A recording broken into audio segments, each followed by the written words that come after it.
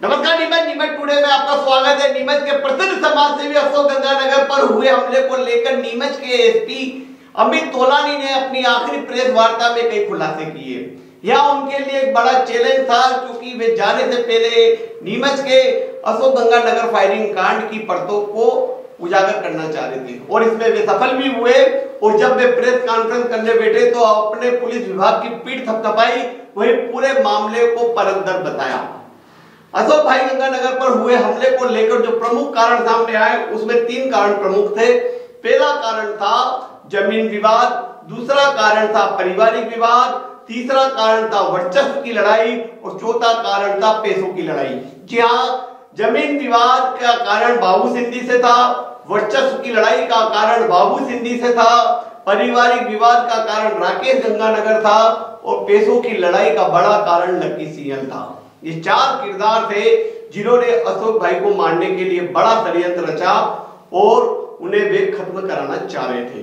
सबसे बड़ी बात है कि जब इस मामले की हम बात करें तो इसकी कहानी शुरू होती है आज से 4 साल पहले, जब बाबू सिंधी और अशोक भाई के बीच जमीन विवाद को लेकर झगड़े शुरू हुए।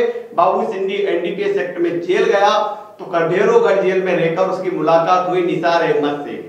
निसार अहमद वह शख्स है जो कि मानासा का रहवासी है और वह एक मर्डर केस में भैरवगढ़ जेल में आजीवन कारावास की सजा काट रहा था। आजीवन कारावास की सजा काटने के दौरान उसकी मुलाकात होती है बाबू सिंधी से। बाबू सिंधी और ये दोनों दोस्त बनते हैं और बाबू सिंधी यही षड्यंत्र रचता है अशोक गंगानगर को निपटाने का। जी हाँ, बाबू सिंधी निसार को कहता है कि मैं तुम्हें 25 लाख रुपए दूंगा, अशोक गंगानगर को जान से खत्म कराना है, मेरे जो शूटर उपलब्ध कराएं और इस पूरे मामले में मेरी रेकी करें। निसार अहमद तैयार हो जाता है। निसार अहमद के तैयार होने के बाद उसकी सुप्रीम कोर्ट से बेल कराई जाती है। यहाँ काम भी बाबू सिंधी और उससे जुड़े गुर्गे करते हैं और फिर निसार अहमद आ जाता है नीमच। तो उसे एक एप्पल का मोबाइल दिया जाता है, वह उसकी मासूका कयानत के नाम से होता है और इसी में उसकी मासूका की कयानत की सिम डली रहती है और फिर वह अशोक भाई पर रखता है नजर और करने लगता है रेकी। इसी बीच बाबू सिंधी भी जब जमानत पर बाहर आता है तो वह भी नीमच आता है और फिर इंदौर के गौतमपुरा जाकर इनकी मुलाकात होती है ख्यात नाम शूटर बाबू फकीर से।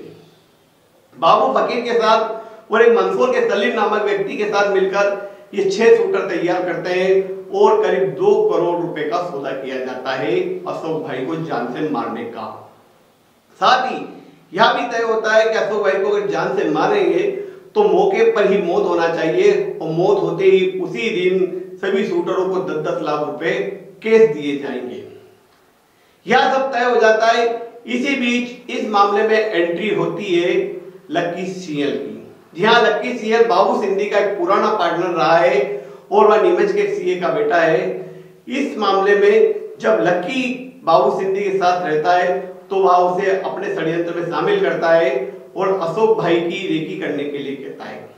लक्की सिंहल चूंकि बाबू सिंधी का पुराना पार्टनर था और वह बाबू सिंधी के सारे राज अशोक भाई को देता था और अशोक भाई के सारे राज बाबू सिंधी को देता था, वह दोनों से व्यवहार बना के रख रहा था। इसी बीच लक्की सिंहल अशोक गंगानगर से ले लेता 90 लाख का कर्जा और यह 90 लाख रुपए अशोक गंगानगर को लौटाए नहीं और साथ ही अगर अशोक गंगानगर की हत्या हो जाती है तो वह बाबू सिंधी के साथ फिर नीमच में जमीनों का धंधा कर सकेगा। इसको लेकर पूरे षड्यंत्र में वह शामिल हो जाता है। अब एक वक्त पर इसमें एक और शख्स शामिल होता है और वह है राकेश गंगानगर। राकेश गंगानगर नीमच के अशोक भाई का छोटा भाई है। पारिवारिक विवाद के चलते वह अलग हो जाता है, अलग ऑफिस लेता है और इसी मामले को लेकर वह अशोक भाई से बदला लेना चाहता है और अशोक भाई की अगर हत्या होती है तो नीमच में शराब और उनका जो डॉन और जो टेलर है वो सब राकेश गंगानगर के हाथ में आ जाएगा। इसलिए वह बाबू सिंधी को इस षड्यंत्र में शामिल होकर कहता है कि आप इस जो षड्यंत्र है इसको आगे बढ़ाएं और वह फाइनेंशियल मदद करेगा। जी हाँ, शूटरों के जो पैसा है, लिक्विड पैसा जो कहते हैं, केस नगद पैसा, उसकी व्यवस्था कराने की जिम्मेदारी राकेश अरोड़ा की होती है। यह बड़ा इशू है कि जब ये चारों मिल गए तो फिर रचा जाता है हत्या का दिन। हत्या का दिन तय होता है 3 फरवरी। नीमच के अग्रवाल परिवार की शादी होती है देव रेसिडेंसी में। जी हाँ, देव रेसिडेंसी में अशोक भाई रहते हैं, कुछ पुलिसकर्मी रहते हैं, यही रहता है लक्की, और लक्की पॉइंट टू पॉइंट जानकारी देता है बाबू सिंधी और शूटरों को। अंधेरे का फायदा उठाकर देव रेसिडेंसी के सामने हत्या करने की पूरी तैयारी की जाती है, लेकिन वहां पुलिस होने के कारण और ज्यादा अंधेरा होने के कारण वे इस घटनाक्रम को अंजाम नहीं दे पाए और यह प्लान हो जाता है फेल।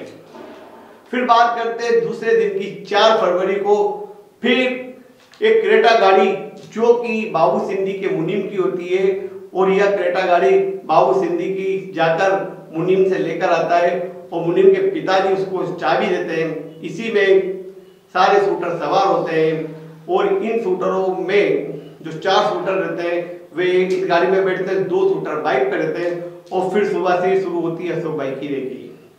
तब पता चलता है कि अशोक गंगानगर लेवड़ा आश्रम जाने वाले हैं शाम को करीब 4:30 बजे, और वे अपने आश्रम से निकलते हैं तो ये क्रेटा गाड़ी लेकर पहले आते हैं गोल चौराहे पर, जिसे चोपड़ा चौराहा कहा जाता है।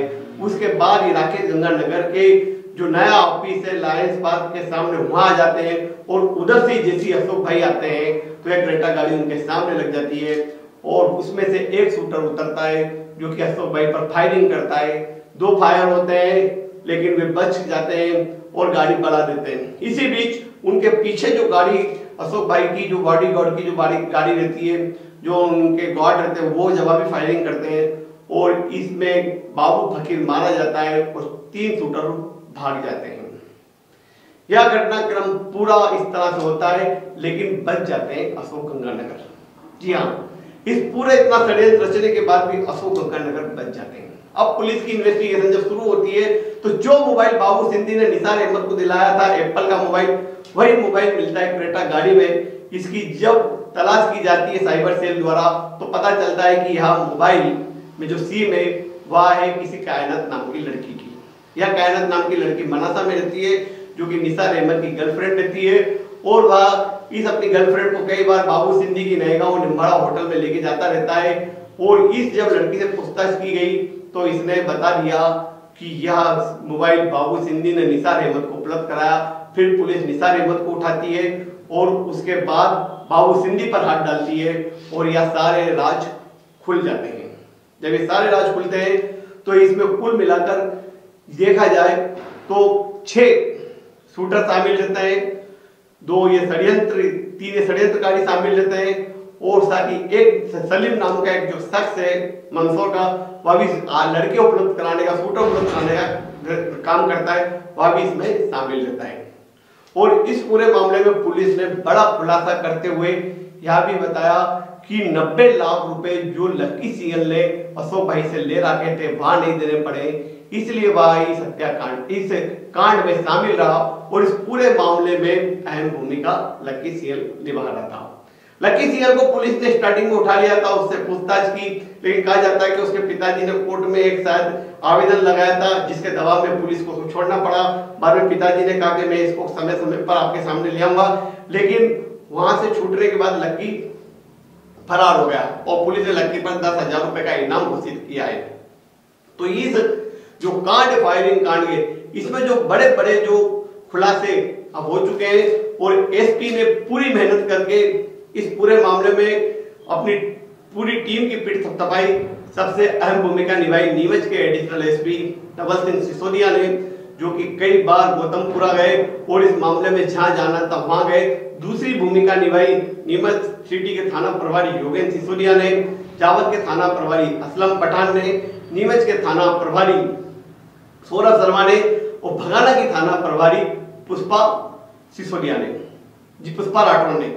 और ये जो 4 जो मेन अधिकारी थे, इनके साथ ही साइबर सेल में प्रदीप सिंधे की अहम भूमिका रही, जीतू जोगावत की भूमिका रही, आजाद सिंह की भूमिका रही और इस पूरी टीम ने इस कांड का खुलासा कर दिया। तो परत दर परत सारे राज सामने आ गए। कई हथियार बरामद किए गए, करीब 12 गाड़ियां बरामद की गई, 11 लोगों के खिलाफ एफआईआर हुई, 8 लोग पकड़े जा चुके हैं, 1 की हत्या हो गई है, 2 फरार हैं।